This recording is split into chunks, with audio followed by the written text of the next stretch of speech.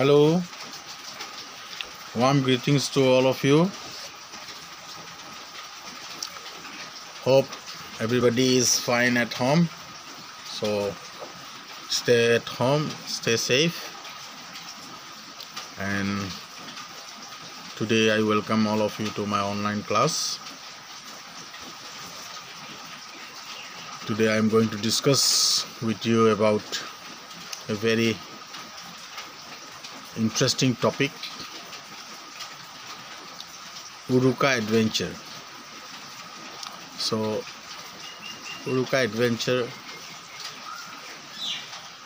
is a very interesting topic, so you will enjoy the story. So let's begin. Mahendra, lovingly called Mahen by his friend, is talkative, restless, and always cheerful. So Mahendra was a boy who was talkative. Talkative mane hol june besi kotha koy aru hodai mane kiba eta koru hodai kori thake mane hi laheke na thake. So he is a restless and always cheerful. Cheerful mane hodai utsah thoka manu jikono kam kori hahi mukhor manu lorai. On the eve of the Assamese Harvest Festival Magh Bihu this year, ei bosor Magh Bihu to ami ketia palon koru.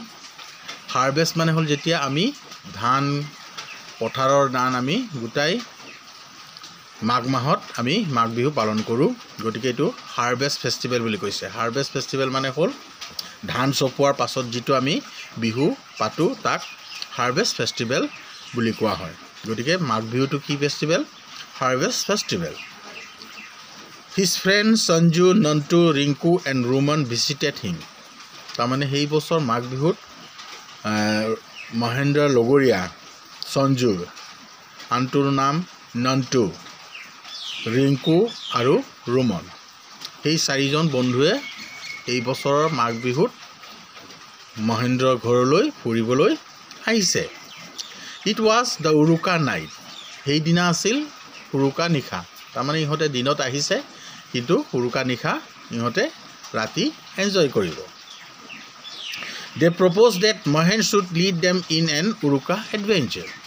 Hokolue kole je Mahendroi amar ajir jitu Uruka nikhar jitu amar adventure hobo eitu adventure tur lead koribo ba captain ba leader hisabe ihote hokolue mili Mahendra propose korile tamane prostab ag borale.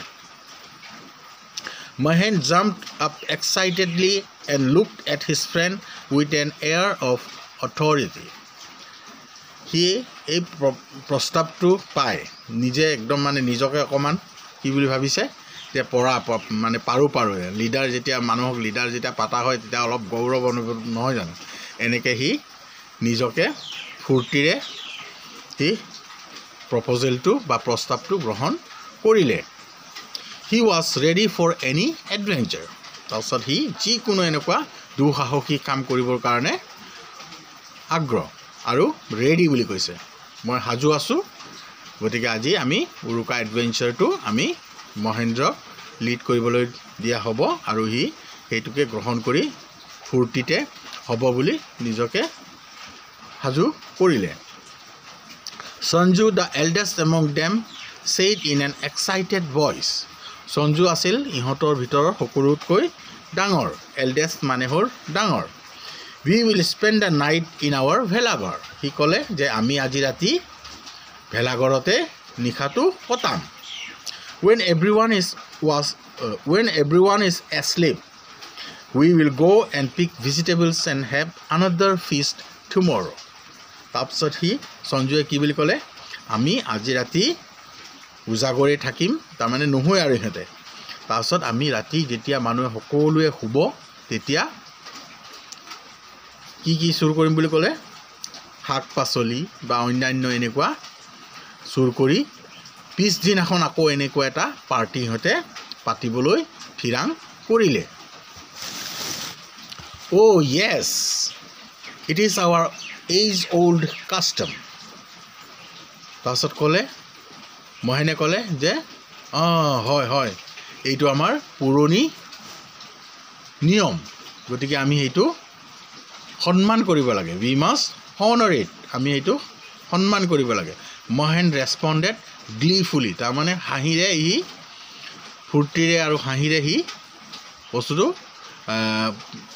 ক'লে যে আমি এইটো পুৰণি আমাৰ ৰীতি নীতি এই উৰুকাৰ দিনা চুৰ কৰাটো আমাৰ ৰীতি নীতি গতিকে আমি এইটো সন্মান কৰিব লাগে Soon the grand Uruka feast was over.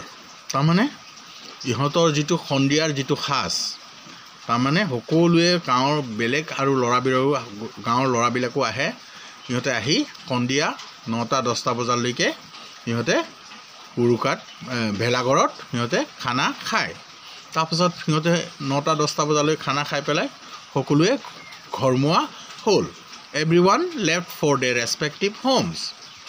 The mischievous 5 stayed behind. তাৰপিছত কি হ'ল বাকি ইহঁতৰ গাঁৱৰ ল'ৰাবোৰ বাকিবোৰ সব গুচি গ'ল কিন্তু ইহঁতৰ 5জন এই আলহী 4জন আৰু মহেন ইহঁতে থাকি গ'ল তাৰমানে ইহঁতে ভেলাঘৰতে ৰাতিটো কটাব Huddling around the fire, big fire. তাৰমানে ইহঁতে ৰাতি তাত এই মেজি ওচৰতে ভেলাঘৰৰ ওচৰতে ডাঙৰকৈ জুই জ্বলাই কেম্প ফায়াৰৰ নিচিনা ইহঁতে ৰৈ থাকিলে When it was past midnight, যেতিয়া ৰাতি সকলোৱে মানে 12টা বাজি গ'ল তাৰমানে নিশা মাছ নিশা midnight past midnight মানে হ'ল মাছ নিশা তেতিয়া মাছ নিশা Mahen rose and commanded the others to follow him in their nocturnal adventure তেতিয়া ৰাতি নিশা মাছ নিশা যেতিয়া 12টা মান বাজিছে তেতিয়া মহেনে উঠি ক'লে যে এই উঠ সবে উঠ এতিয়া আমাৰ আজিৰ হেই ৰাতিৰ এডভেঞ্চাৰটো কৰিবলৈ সময় হ'ল গতিকে সবকে হি উঠাই যাবলৈ আহ্বান জনালে They made straight for Santiram's house at the end of the lane ইহঁতৰ অন্য জেগালৈ যাবলৈ থিৰাং কৰা নাই ডাইৰেক্ট ক'তলৈ যাব বিচাৰিছে যে শান্তিৰামৰ বাগিচাখনলৈ ইহঁতে পুনে গ'ল যিটো বেছি দূৰ নাছিল ৰাস্তাটোৰ হিটো পাৰত আছিল Santiram was a retired army man and farming was his hobby Santiram আছিল এজন অৱসৰপ্ৰাপ্ত ৰিটায়াৰ্ড মানে হ'ল অৱসৰপ্ৰাপ্ত আৰ্মি মেন তাৰমানে হি মিলিটাৰী আছিল ৰিটায়াৰ্ড মিলিটাৰী আছিল আৰু তাৰ হবি আছিল মানে কি অভিৰুচি হবি মানে হ'ল অভিৰুচি তাৰ অভিৰুচি আছিল কি ফাৰ্মিং তাৰমানে হি বাগিচা কৰা তাৰ অভিৰুচি আছিল His garden was full of cabbages, brinjals, carrots and other seasonal vegetables. Santiramor bagichakhonot ki আছিল cabbages, brinjals, carrots and other seasonal vegetables. Cabbages mane hol kobi, brinjal mane hol bengena, carrots mane hol mula aru onnyanyo botoria hak pasoli. They walked quietly pausing just to put aside the bamboos of the Nongola and tiptoed into Santiram's garden. ইহঁতে লাহেকে খুচকাৰি শান্তিৰামৰ গেটখন খুলি শান্তিৰামৰ গাৰ্ডেনলৈ আগবাঢ়িলে কিন্তু শান্তিৰামৰ গেটটো আছিল কি বাহেৰে সজোৱা আমাৰ এই নংলা বুলি কয় তেনেকে মানে দীঘল বাহেৰে যিটো গেট বনোৱা হয় তাক আমি কি বুলি কওঁ অসমীয়াত নংলা তাৰছত ইহঁতে টিপটোড মানে হৈছে ইহঁতে সকলো মানে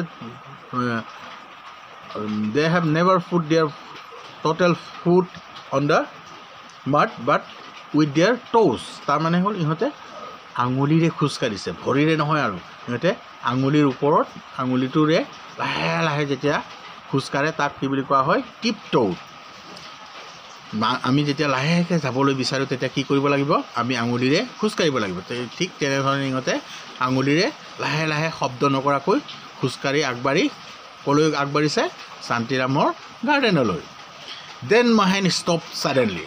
তাৰপাছত যেতিয়া বাগিচাত সোমোৱাৰ লগে মহেনে হঠাৎ ৰৈ গ'ল What will we carry the vegetables in?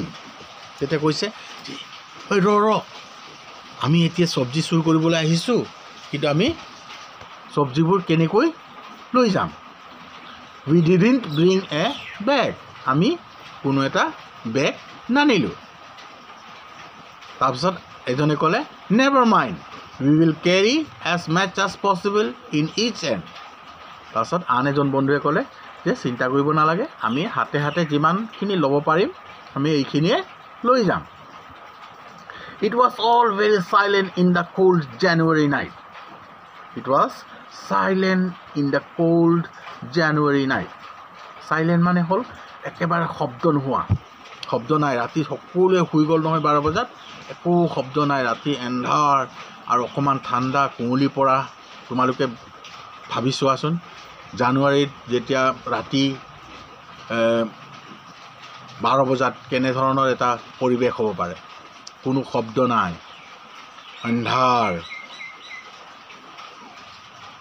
The nightjar was screeching eerily at regular intervals কিন্তু এতিয়া কিন্তু এটা ভয় লগা শব্দ এটা আহিছে দেই তাৰ মানে মাঝে সময়ে এই যে ফেসায়ে কান্দিছে ফেসায়ে মাঝে মাঝে উৰুলি দিছে একদম ভয় লগা দৃশ্য আৰু মানে কেনেকুৱা ভাল তোমালোকে উল মানে ফেসা খান্দাটোতো গম পাইছাই ফেসাই কান্দিলে মানুহৰ ভয় লাগে না লাগে ঠিক তেনে ধৰণে অকমান পাছত সেই ফেসাই কান্দিবলৈ খান্দা শুনা পাইছে It made the atmosphere all the more haunting মানে একদম ভয় লগা আৰু মানুহ দুনু নাই একো শব্দ নাই এন্ধাৰ নিখা ৰাতি তাৰপিছত ফেসাই উৰুলি দিছে ফেসাটোৰ মাজে কান্দে They were all very frightened.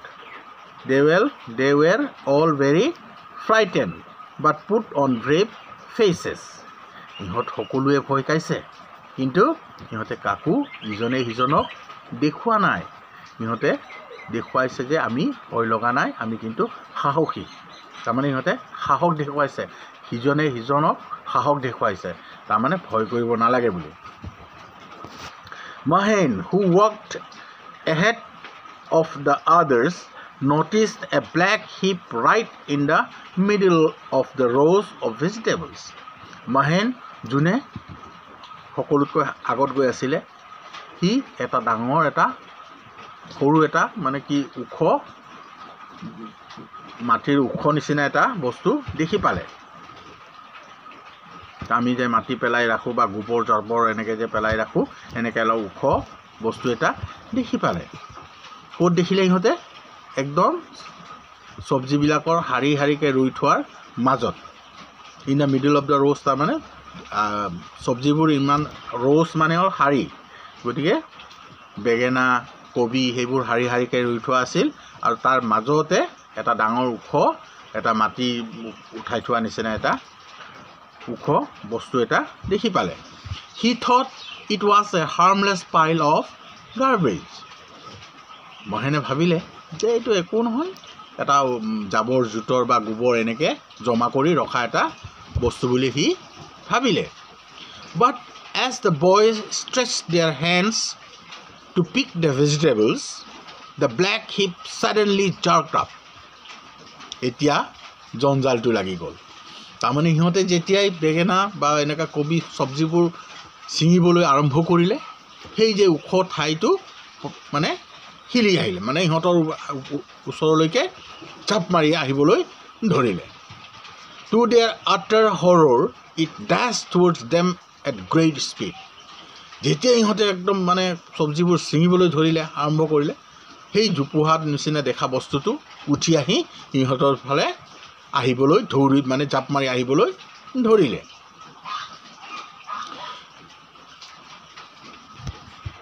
It was none other than Shantiram. তাৰমানে কোন আছিল যিটো ইহঁতে ভাবিছিল যে এইটো গোবৰৰ বা এনেকুৱা এটা সৰু এটা উখ বস্তু বুলি ভাবিছিলে কিন্তু এইটো কোন আছিল শান্তিৰামে কি কৰি আছিল তাত who had been sitting like a black heap wrapped in a black blanket তাৰমানে হি এটা ডাঙৰ কলা কম্বল এটা লৈ পেলাই ৰৈ আছিল বহি আছিল তাৰমানে তাত ৱেইটিং ফৰ ছাচ উৰুকা এডভেঞ্চাৰ। তাৰমানে শান্তিৰামো গাঁৱৰে মানুহ, সি বহু বছৰ ধৰি তাতে আছে যেতিয়া সি গম পায় যে উৰুকা নিশাখন গাঁৱৰ ল'ৰাবোৰে চুৰ কৰিবলৈ আহে। গতিকে সি সেইদিনাখন নিজে এটা কম্বলেৰে ঢাকি বাগিচাখনৰ মাজতে ৰৈ আছিল যে আহক এইবাৰ সেই ল'ৰাবিলাকক, আহক মোৰ চব্জি বাগানলৈ আহক, সিহঁতক আজি মই ধৰিম, এনেকৈ ধৰণৰ মানে ভাবি সি তাতে ৰৈ আছে। তাৰমানে উৰুকা এডভেঞ্চাৰৰ মানে হ'ল এনেকুৱা চুৰ কৰিবলৈ অহা ল'ৰাবিলাকক ধৰিবলৈ সি ৰৈ আছিল। Oh' my good lord, it's a ghost, run run run, Mahen scream. যেতিয়া মহেনে দেখিলে যে সেই ওখ বস্তুটো যেতিয়া তাৰ ওচৰলৈকে ঝাপ মাৰি আহিবলৈ ধৰিলে, সি চিঞৰিবলৈ ধৰিলে, ঐ ভূত ভূত ভূত, দৌৰা দৌৰা দৌৰা। They all dash past the open নঙলা and then to the road. তাৰপিছতে সি চিঞৰ মৰাৰ লগে লগে সকলোৱে এটা এটাকৈ নঙলাৰ পৰা ৰাস্তালৈকে দৌৰিবলৈ আৰম্ভ কৰিলে। তাৰমানে একদম সিজনে যোনে যেনেকৈ পাৰে আৰু দৌৰিছে আৰু। The boys ran frantically like antelopes and made good their escapes. তাৰমানে সিহঁতে এজেগাতে যোৱা নাই আৰু, সিহঁতে সিজনে য'ত ত'ত মানে যোনে যেনেকুৱা পাৰে সিহঁতে দৌৰিবলৈ ধৰিলে আৰু যে বাচিব লাগে সেইদিনা, উপায় নাই আৰু নহ'লে ভূতে ধৰিব। সেইবুলি সিহঁতে দৌৰি পেলাই গৈ ৰাস্তালৈকে পালেগৈ। Soon they were out of reach of the army men. তাৰমানে সিহঁতে ইমান দূৰ দৌৰিলে যে এই শান্তিৰামে দৌৰি তালৈকে নাপায়। গতিকে সিহঁতে তালৈকে গৈ সিহঁতে কি কৰিলে, ফাইনেলি ৰিগেইনিং হিজ ব্ৰিথ, মহেন এক্সক্লেইম। তাৰপিছত সিহঁতে ৰাস্তাত যেতিয়া সকলোৱে লগ পালে, সকলোৱে মানে উশাহটো একদম কৰি পেলাই মানে সিহঁতে উশাহ নিশাহ ল'বলৈ আৰম্ভ কৰিলে। আৰু মহেনে ক'লে, এই উশাৰ মাজতে ক'লে যে থেংক গড, যে ভগৱানক সি ধন্যবাদ জনাই ক'লে যে আমি আজি বাচিলোঁ, নহ'লে আমাক ভূতে ধৰিলেহেঁতেন। বাট কেন উই থিংক অফ আদাৰ টাইপছ অফ এডভেঞ্চাৰ্ছ। কিন্তু এটা ডাঙৰ কথা যে মহেনে আকৌ তেতিয়া হাৰ মানা নাই। এনেকুৱা সি যেনে তেনে বাচাৰ পাছতো সি লাষ্টত আকৌ সি কি বুলি কৈছে যে, ঐ বন্ধুহঁত, এইবাৰ নোৱাৰিলোঁ, শান্তিৰামৰ বাগানৰ পৰা আমি একো ল'ব নোৱাৰিলোঁ, গতিকে আমি বেলেগ এটা আকৌ এনেকুৱা এটা এডভেঞ্চাৰ আমি চেষ্টা কৰিব নোৱাৰোঁনে, এনেকৈ বুলি কৈ সিহঁতে আকৌ বেলেগ এটা বাগিচালৈ বা বাগানলৈকে বা বেলেগ এটা এডভেঞ্চাৰ কৰিবৰ কাৰণে সিহঁতে আগবাঢ়ি গুচি গ'ল। গতিকে সাধুটো আছিল ইমানেই। কেনেকুৱা লাগিলে? নিশ্চয় ভাল লাগিলে। গতিকে বাকীখিনি আমি এক্টিভিটিছখিনি নেক্সট ভিডিঅ'ত কৰিম। গতিকে thank you, have a nice time, stay safe.